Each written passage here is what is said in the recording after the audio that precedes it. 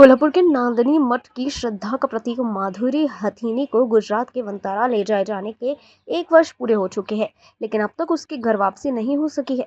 जबकि सर्वोच्च न्यायालय, हाई पावर कमेटी और वंतारा प्रशासन की ओर से वापसी को मंजूरी मिल चुकी है। प्रशासनिक देरी के विरोध में नांदनी में 1 दिवसीय उपवास जनसंकल्प आंदोलन आयोजित किया गया। इस दौरान स्वाभिमानी शेतकरी संगठन के नेता और पूर्व सांसद राजू शेट्टी की चेतावनी दी है कि यदि 13 सितंबर तक माधुरी की वापसी नहीं हुई तो मुंबई स्थित मुख्यमंत्री आवास वर्षा का घेराव कर सरकार से जवाब मांगा जाएगा। साथ ही सरकार का ध्यान आकर्षित करने के लिए 14 अगस्त को पूरे महाराष्ट्र में गांव-गांव की चौपाली पर 1 दिवसीय धरना आंदोलन आयोजित करने की घोषणा की गई है। आंदोलन में जनप्रतिनिधियों, जैन समाज के पदाधिकारियों और बड़ी संख्या में नागरिकों ने भाग लिया है।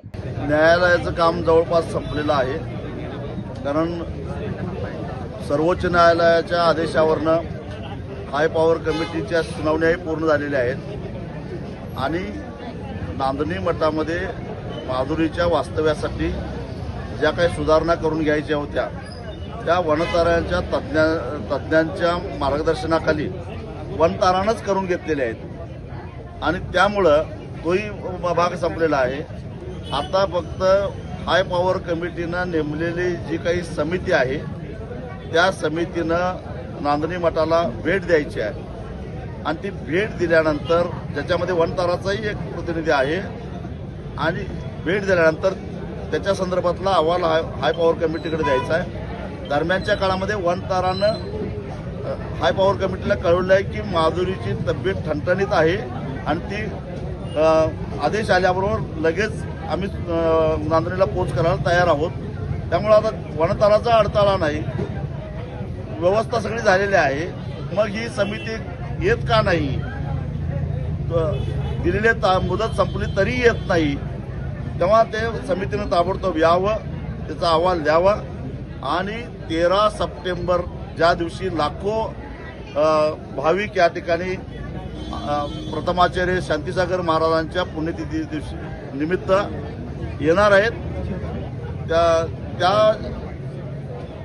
ती नांदणीमध्येच येणार आहेत आणि आजपर्यंत 40 वर्ष माधुरी इथं राहिली आणि एवढ्या मोठ्या कार्यक्रमामध्ये ती नसेल तर आम्हाला ते सहन होणार नाही।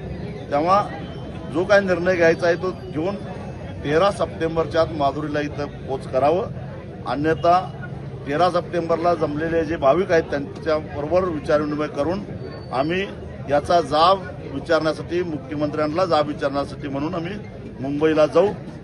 मुख्यमंत्र्यांना विचारल्यानंतर अजून कुठं कुठं जायचं ते त्याचवेळी आम्ही ठरवू, परंतु एकदा मुंबईला गेलो की आम्ही आटपणार नाही आणि फक्त महाराष्ट्रातले नव्हे देशभरातले सगळे माधुरी प्रेमी त्यावेळी आमच्याबरोबर असतील। आम्ही प्रत्येक गावामध्ये गाव चावडीवर 1 दिवसाचं धरणं आंदोलन करणार आहोत, म्हणजे एक पहिला टप्पा म्हणून जनजागृती म्हणून किंवा सरकारला जाग आणण्यासाठी म्हणून एक इशारा म्हणून 14 ऑगस्टला 1 दिवस आधी, स्वातंत्र्य दिनाच्या 1 दिवस आधी आम्ही धरणं आंदोलन करणार आहोत।